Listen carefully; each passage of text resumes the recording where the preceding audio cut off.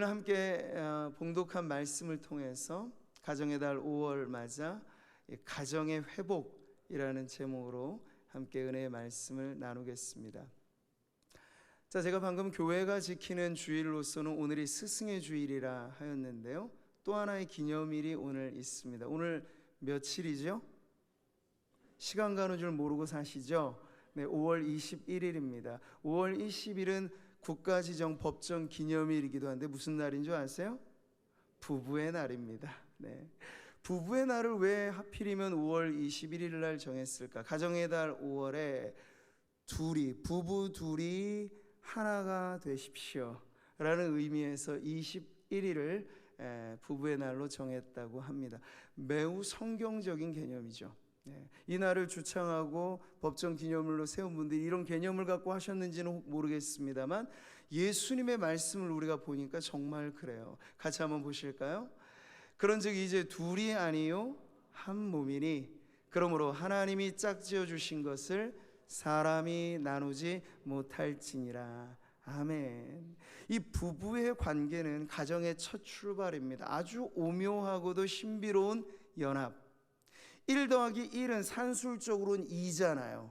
누구나 다 아는 답이죠. 그런데 부부의 관계로 들어가 보니까 남편과 아내가 만나 하나가 돼요. 1 더하기 1이 1이 되는 신비. 근데 지나고 나면요, 더 놀라운 사실은 1 더하기 1이 3이 되기도 하고 1 더하기 1이 5가 되기도 합니다. 이 수수께끼 같은 얘기가 무슨 말인지 이해되시겠습니까? 부부가 만나 사랑의 결정으로 자녀가 놓아지면 자녀 1명 놓으면 3이 되는 것이고 둘을 놓으면 4이 되는 것이고, 요 근방에 보니까 어떤 목회자 가정은요 자녀를 13명이나 놓아서 인간극장에도 나왔더라고요. 대단하죠. 1 더하기 1이 15이 되는 신비. 이게 바로 부부의 관계를 통해서 하나님께서 만들어 가시는 가정의 아주 오묘한 질서라는 거예요. 가정을 이룬 성도들이 대부분이시고, 아직 결혼을 안 했다 그래도 위로 부모가 있고 동기간이 있으면 누구나 우리는 가정을 이루고 있습니다. 모두가 바라는 것은 가정의 행복이겠죠. 예수를 믿는 분이건 믿지 않는 분이건 우리의 가정이 행복하기를 바라는 건 만국 공통의 소망입니다. 그런데 여러분, 우리가 그 가정마다 들어가 보면 알죠. 높은 곳에 남부러울 것 없이 호화롭게 사는 그 가정도 들여다보니 지옥 같고, 그렇게나 겉으로는 와 좋을 것 같은데 속으로 들어가 보니 쇼윈도 부부로 살면서 안에서는 차갑디 차가운 냉골 같은 그러한 가정살이를 하는 부부들도 이 땅에 너무나 많습니다. 왜 이처럼 바라는 행복은 사라지고 바라지 않는 불행이 가정 안에 찾아왔을까요? 우리가 지난 시간 살펴보니 근본적인 원인에 남편은 아내 탓, 저 여자 때문이야, 아내는 남편 탓, 저 남자 때문이야, 왼수야 왼수, 저건 남편이야, 정말 남의 편이야. 뜨끔하신 분들 혹시 계십니까? 어쩌다가 그렇게 되었을까요? 반응이 좀 뒤에 나와도 좋습니다. 창세기를 우리가 읽어보니 최초의 부부, 최초의 가정의 파국의 자리에 정말 가정 파괴의 주범이라 하는 것은 남 탓할 문제가 아니고 바로 내 안에 자리 잡은 죄라고 하는 것이 가장 큰 문제구나 하는 것을 알게 돼요. 자, 그래서 오늘 우리는 그렇게 죄로 인하여 일그러진 가정, 어떻게 가정의 본래 모습을 되찾을 것인가 하는 점에 있어서 오늘 성경이 가르쳐주는 이 답을 함께 살펴보려고 합니다. 러시아의 대문호 레프 톨스토이가 안나 카레니나라고 하는 대작을 썼을 때 그는 이 문학사의 길이 남을 아주 유명한 첫 문장으로 이 대소설을 시작합니다. 그 첫 문장인즉 행복한 가정은 서로 닮았지만 불행한 가정은 모두 저마다의 이유로 불행하다. 이 대작을 쓰면서 안나라고 하는 여주인공을 통해서 톨스토이는 가정의 이야기를 하고 있어요. 어느 가정이 정말 행복한 가정이고 어떤 가정은 불행한 가정인가를 보여주고 있죠. 이 여주인공 안나 카레니나는 사실 남들 보기에는 이 러시아 당시의 최고의 정치인을 남편으로 두고 있어요. 말하자면 사회적으로 최고의 성공을 한 남자가 자신의 남편인 것이죠. 그리고 스라의 사랑스러운 아들을 키우고 있습니다. 누군가 옆에서 봤을 땐 정말 부러움을 독차지할 만한 그러한 삶이겠죠. 그러나 그 여인의 마음 안에는 채워지지 않는 공허함이 있었으니, 그래서 그 공허함을 채우고자 해서는 안 될 선을 넘어버리는 결정, 위험한 도박을 하게 되죠. 바로 외도라고 하는 이 불륜을 저질러 버리는 게 되는 거예요. 대부분 외도하는 사람들은 변명을 합니다. 나 늦게 사랑에 눈을 떴어요.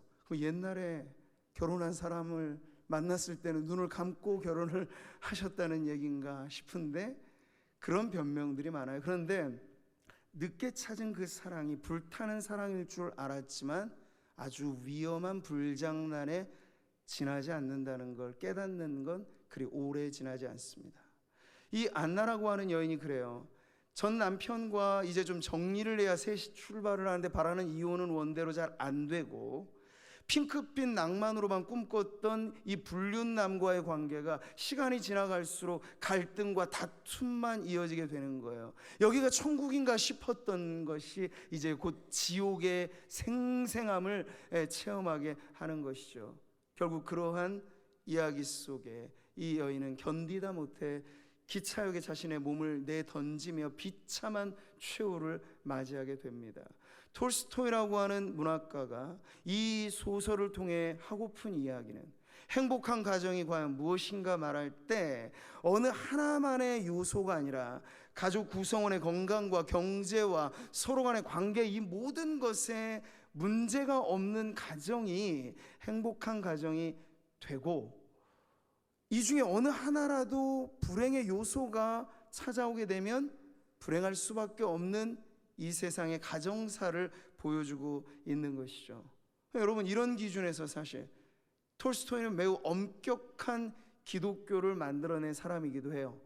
행위대로 산상수훈을 실천하고 이래야 천국 간다, 이러한 개념을 갖고 있었으니까요. 그러니까 그가 말하는 가정의 행복이란 불행의 모든 요소가 빼져야 돼요. 이 마이너스가 어떠한 요소에서도 불행의 틈이 나지 않아야 행복한 가정이라고 하는데, 자, 여기 예배하는 성도님들, 오늘 이 자리에 계신 분들 가정에 불행의 요소가 하나도, 나는 눈 씻고 찾아봐도 없다 그런 분들이 혹 계십니까? 아마 그런 분들이 없을 거예요.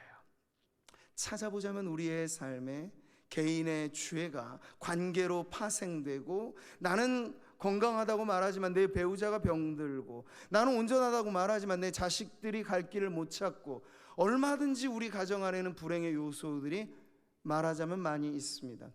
그러면 이 기준을 충족하지 못했으니 그저 우리의 가정은 이렇게 불행한 대로 살아야 하겠는가? 자, 갈피를 못 잡을 이 어려운 질문 앞에 오늘 성경은 세상의 기준과는 좀 다른 가정의 행복관을 우리들에게 가르쳐 줍니다. 가정의 본래 모습을 되찾는 것이 가정의 행복이라 저는 말씀을 드리는데, 그러면 어떻게 오늘 이 본문의 말씀은 가정 회복의 솔루션을, 해결의 답을 주는지 우리가 세 가지 정도로 살펴보려고 합니다. 자, 첫 번째는요, 가정 회복의 솔루션은 하나님의 어떠한 사랑을 의지하는 것인가요? 언약적 사랑. 이 표현이 조금 낯설 수 있죠. 다시 한번 따라해 볼까요? 언약적 사랑. 네, 그 사랑을 의지하는 것입니다. 제가 굳이 어려운 표현인 것 같지만 이 언약이란 말을 쓰는 것은 이 세상에 흔하디 흔한 유행가사에 나올 법한 그런 사랑이 아니고, 하나님의 언약의 사랑이 가정을 지켜줄 때 비로소 그 가정은 행복한 가정이 될 수 있다, 그 말씀을 드리는 거예요. 자, 오늘 본문의 말씀에 보니까 에덴 동산에서 이 범죄에 가담한 공범자들, 그 각각에게 하나님의 심판과 그에 맞는 형벌이 부과되어지는 말씀을 오늘 우리가 보았습니다. 네, 여기서 이 옛 뱀이라고도 불리고 그리고 마귀라고도 불리는 인간의 미혹자, 이 사탄에게 부과되어진 이 말씀이 오늘 우리가 읽은 15절의 말씀인데, 이것에 아주 중요한 약속이 담겨져 있다는 걸 아셔야 돼요. 그런 의미에서 한 번 더 이 말씀을 같이 읽어볼까요? 내가 너로 여자와 원수가 되게 하고 내 후손도 여자의 후손과 원수가 되게 하리니 여자의 후손은 내 머리를 상하게 할 것이요 너는 그의 발꿈치를 상하게 할 것이니라 하시고. 아멘. 자, 여기 하나의 약속이 나옵니다.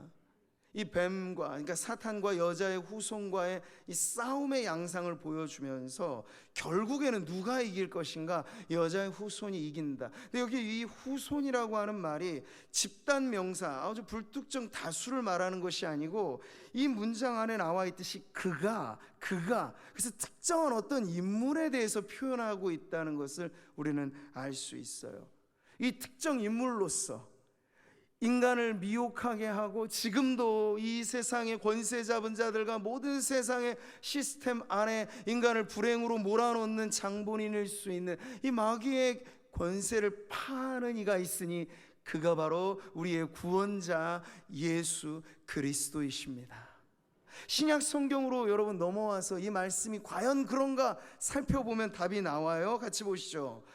때가 참에 하나님이 그 아들을 보내사 여자에게서 나게 하시고. 아멘. 모든 남자와 여자는 사실 엄마 뱃속에서 나오니 다 여자에게서 난다고 말할 수 있겠죠. 지금 바울이 이 말씀에서 어떤 생물학적인 출생의 평범한 이야기를 하고 싶은 것은 아닙니다. 창세기 3장 15절로부터 예고되어진 여자의 후손.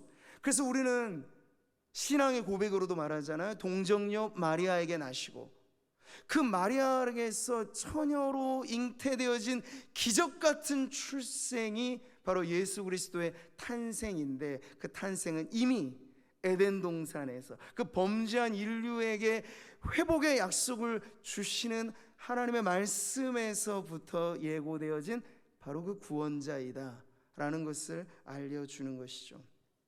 자, 여러분, 오늘 말씀은요, 깨어진 가정을 회복시키는 것이 다름 아닌 범죄하여 하나님과의 관계가 깨어졌음에도 불구하고 다가오셔서 형벌인 것 같지만 형벌만이 아닌 그들에게 주신 그 구원의 약속으로, 약속의 사랑으로 다가오시는 하나님의 그 사랑이 바로 우리 개인의 구원의 출발임과 동시에 우리의 가정의 행복을 보장하는 축복의 원천인 줄 여러분 믿으시기 바랍니다. 언약의 사랑이에요. 하나님의 사랑은 느끼는 감정대로의 사랑이 아닙니다. 하나님이 만약 감정대로 우리를 사랑하시려 했다면 우리가 잘 보일 때는 사랑받겠지만 여러분, 잘 보이지 않을 때가 수두룩 더 많은 것이 우리의 삶 아닙니까? 그럴 때마다 하나님께서 감정적으로 우리를 미워하신다면 과연 우리에게 구원이란 얼마나 어렵고도 힘든 것이겠습니까? 그러나 여러분, 걱정하지 않으셔도 되는 것이 하나님은 우리를 사랑하시되 끝까지 사랑하십니다. 우리를 사랑하시겠다고 하는 것이 하나님의 의지적인 약속이고 그 약속의 증표로서 예수 그리스도까지를 이 땅에 보내주심으로 확실하게 알려주신 것이 하나님의 사랑입니다. 여러분, 가정이 온전하게 지탱되어지는 것 역시도 이런 언약적인 사랑이 너무나 중요해요.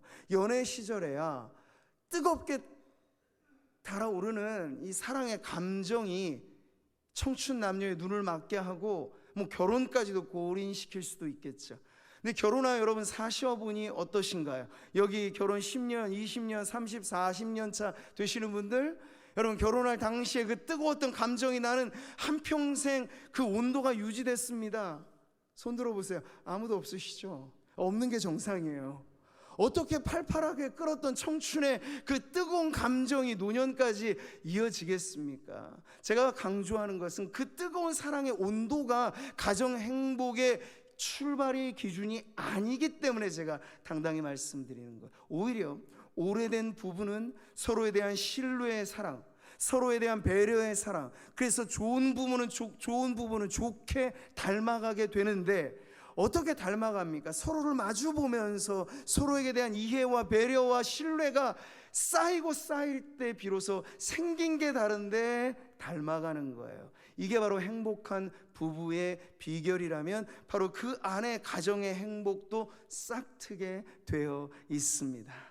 하나님이 우리를 사랑하시는 사랑이 언약, 약속에 따른 사랑이듯이 가정의 행복 역시도 여러분이 언약의 반지를 서로 끼워주면서 결혼식 때 했던 맹세, 검은 물이 팥불이 될 때까지 나는 당신을 지킬 것이요, 건강할 때나 병들 때나 잘 살 때나 못 살 때나 인생의 순경이나 역경의 어떤 순간에도 나는 당신의 배우자로 함께 할 것입니다. 그 약속을 기억하십시오.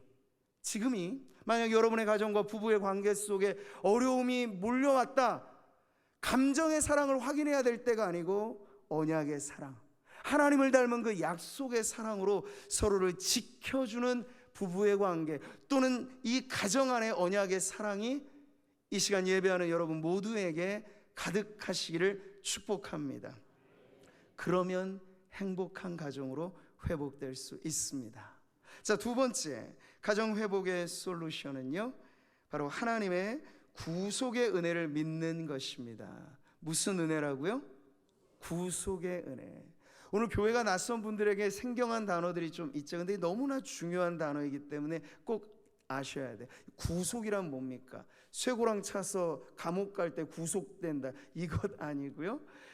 기독교 복음에서 말하는 구속은 아주 중요한 핵심 단어인데, 죄가 용서받음으로 구원받는다 라는 의미의 속죄의 구원을 가르쳐 줍니다. 구속이라고 하는 말이 그래요. 그러니까 이 죄라고 하는 건 마치 우리가 누군가에게 빚을 진 게 있어서 그 빚이 해결되어야 하는 문제일 수도 있는데, 내가 가진 것으로는 그 빚을 못 갚아요. 평생 가도 못 갚아요. 하나님께 진 빚, 죄의 빚이라고 하는 걸 우리가 못 갚는 걸 아셔서 하나님께서 독생 성자 예수님을 이 땅에 보내셨습니다. 그래서 죄 없으신 예수님이 왜 십자가를 지셨는가? 바로 저와 여러분의 죄의 값을 탕감해 주시려고 속죄의 피를 그 십자가 위에서 흘리셨다는 이야기죠. 이게 여러분 기독교 복음의 핵심입니다. 여러분이 우리 교회를 찾아오실 때도 멀리서 보여진 교회의 상징이 무엇입니까? 십자가죠. 근데 그 십자가는 여타 많은 여러 가지 많은 상징을 의미하는 게 아니라 예수 그리스도께서 바로 나의 죄를 속죄하기 위하여 달리셨던 바로 그 자리를 우리는 이 십자가를 통하여 보여주는 것입니다. 성경의 말씀도 그것을 가르쳐 주죠. 같이 봅니다. 우리가 그리스도 안에서 그의 은혜의 풍성함을 따라 그의 피로 말미암아 구속 곧 죄사함을 받았으니. 아멘. 이 구속은 우리의 죄가 용서받음이고, 누구 때문에, 무엇 때문에? 예수 그리스도 때문에, 예수 그리스도를 믿음으로 말미암아 구원에 이르게 된다는 것이죠. 그럴 때 여러분, 한 개인의 구원으로 끝나지 않습니다. 행복이라고 하는 것도 보이지 않는 바이러스와 같은 거예요. 여러분이 진정 행복을 맛보면 그 행복은 뿜어져 나옵니다. 행복도 전이력이 있어요. 가정 안에 먼저 누군가 예수를 믿고 이 세상의 참된 행복을 내가 맛보았습니다라고 하는 그 가족이 있다면, 그로부터 시작해서 가정의 변화는 우리 하나님께서 반드시 일으켜 주실 것입니다. 오늘 창세기를 보니까요, 하나님께서 그 징표로 만들어 주신 것이 나옵니다. 오늘 본문의 마지막 구절이죠. 여호와 하나님이 아담과 그의 아내를 위하여 가죽 옷을 지어 입히시니라. 아멘. 우리 하나님께서 패션 디자이너처럼 Made by God 이라는 가죽 옷을 지금 만드셨어요. 근데 여러분, 이 옷이 만들어지기 이전에 아담, Made by 아담이 만든 옷도 있다는 걸 아셨죠? 무화과 나뭇잎으로 만들어진 옷.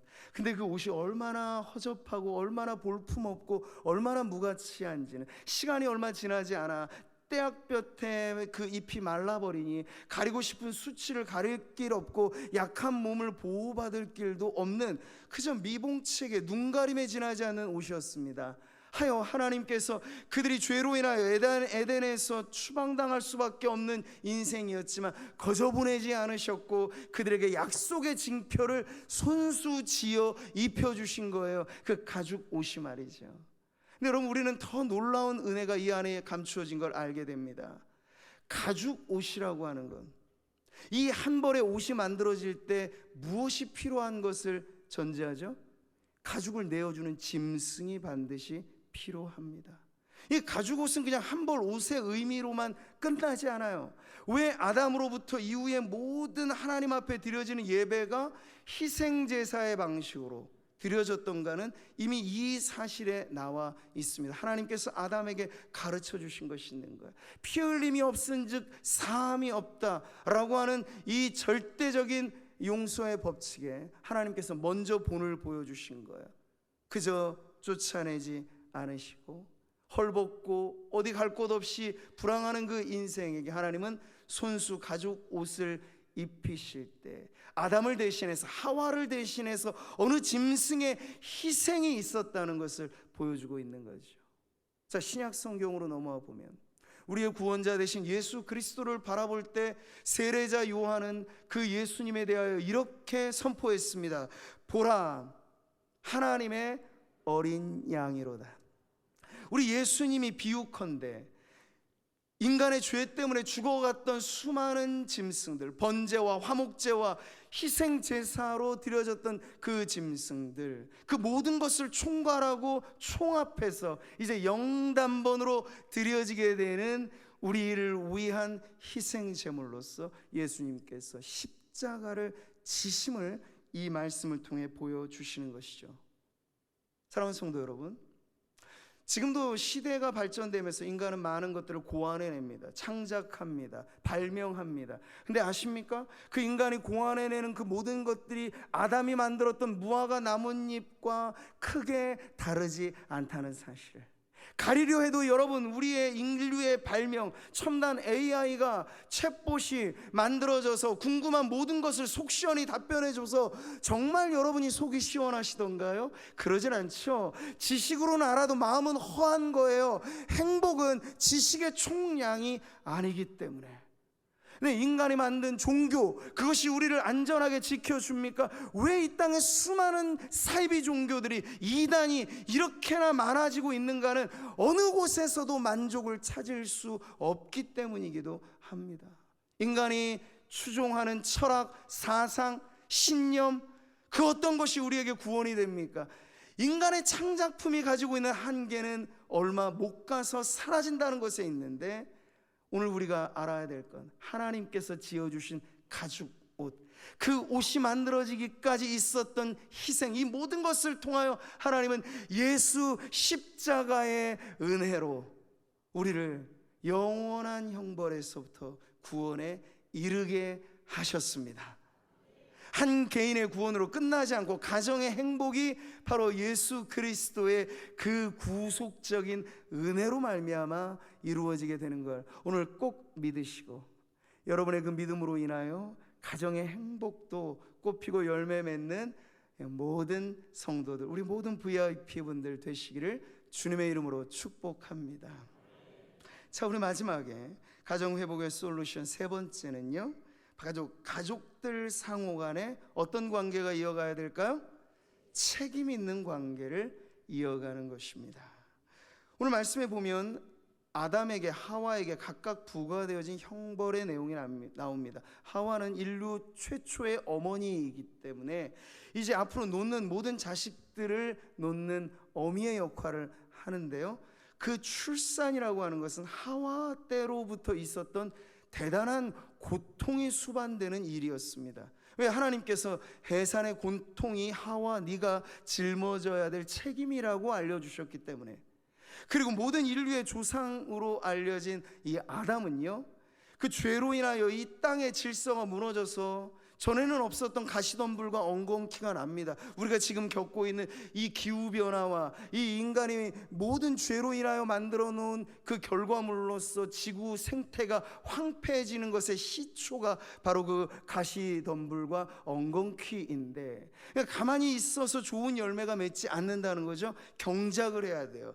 봄에 씨를 뿌리고 이 겨우내 이 여름내 그 밭을 갈고 열심히 경작을 해야 겨우 추수철에 결실을 거둘 수 있게 됩니다. 그 과정에서 아담은 한 가정을 책임지는 가장으로서의 노동의 책임이 있었습니다. 그래서 열심히 땀 흘려서 일하고 그 일의 수고라는 대가를 지불해서 아내를, 가정을 부양해라. 이게 바로 아담에게 주어진 책임이었습니다. 자, 여러분, 우리가 정리하자면 이렇습니다. 범죄한 이후에 아담과 하와에게 이런 명령이 주어졌다는 건 이제 오고 오는 모든 세대의 모든 어머니들, 모든 아버지들, 가정의 근간이 되는 이 부모에게 주어진 이 책임을 어떻게 감당하느냐에 따라서 가정은 하나님께서 지키시는 행복한 가정이 될 수 있다는 사실이죠. 그러나 반대로 아내가 아내의 책임을 다하지 않고, 남편이 남편의 책임을 다하지 않고, 부모가 부모의 몫을 다하지 않으면 어떤 가정이라도 그 가정의 행복이 깃들 수 없는 것이죠. 그럼 여러분, 오늘 우리는 죄가 만연한 세상을 살고 있습니다. 아담이 범죄한 이후에 세상이 그러했듯. 근데 여러분, 이 죄 많은 세상, 우리의 가정이 덩그러니 놓여 있으니 그냥 이렇게 살든 저렇게 살든 아무런 결과 변화가 있을까, 그렇게 내팽개치듯 가정을 버리라고 주님 말씀하지 않으시고, 죄가 만연하고 세상 살기가 참 어려워도 남편인 그대들은 땀 흘려 수고하여 가정을 지키라, 아내인 그대들은 고통이 있을지라도 자녀를 놓아 기르라. 요즘에 얼마나 많은 젊은 세대들이 그 몫을 회피하고 있는지를 보면 가정의 행복이라고 하는 것 자체가 형성조차 되지 못하는 기본이 무너지는 사회를 오늘 우리는 보고 있습니다. 그럼 오늘 말씀을 통해서 이미 결혼하여 가정을 이룬 분들은 어머니로 아버지로서의 그 책임이 끝까지 우리에게 가정 행복을 위해서 맡겨주신 주님의 명령인 줄 알고, 아내는 아내로서, 남편은 남편으로서, 부모는 부모로서, 자식은 자식으로서 저마다의 역할에 충실함으로 서로가 서로를 지탱해주는 책임 있는 관계를 이어가는 여러분 모두가 되시기를 바랍니다. 문제는 많겠지요. 그러나 여러분, 그것을 덮고 사랑하자고 치면 기독교의 복음은 원수라도 사랑할 수 있는 하나님의 사랑을 우리에게 알려줍니다. 가장 가까운 곳에 있는 분이 왼수처럼 여겨지는 분들이 혹 계십니까? 그런 분들이라도 등 돌리면 남이라 생각하면 손쉬운 결정이지만 그 결정이 비로소 가정을 깨는 결정이 된다는 걸 잊지 마시고, 어떻게 하면 저 원수와 같은 저 사람도 십자가의 사랑으로 내가 마음에 품고, 사랑의 온도는 많이 식어져 버렸지만 우리가 맺었던 그 언약에 충실하여 내가 죽는 순간까지, 그가 세상을 떠나는 순간까지 내가 붙잡아 주리라. 바로 그렇게 책임 있는 사랑으로 서로를 붙잡아주는 여러분 모두의 가정이 되시기를 주님의 이름으로 축복합니다. 자, 오늘 이 말씀을 통해서 하나님은 모든 조건이 충족되어야 행복한 가정이 될 수 있다, 이 세상의 법칙과는 다른, 부족해도 행복할 수 있습니다. 모자라도 행복할 수 있습니다. 모두가 선망하는 어떤 집에 살아야 행복한 것이 아니라 초가 삼간이라도 예수를 우리의 구주로 모시고 하나님의 용납하신 그 언약의 사랑이 넘쳐나며 하나님의 구속하신 그 은혜가 철철 흘러나고, 서로가 서로를 바라볼 때 부부는 존경과 사랑으로 서로를 대하고, 자녀들은 부모를 공경하며 부모는 자녀를 위하여 아낌없이 희생하는 그 아담으로부터 주어진 그 명령이 지켜지는 가정이 될 때 여러분의 가정도 변함없으신 우리 하나님의 은혜로 말미암아 행복한 가정이 될 것입니다. 그 가정을 누리며 살아가시기를 주님의 이름으로 축복합니다.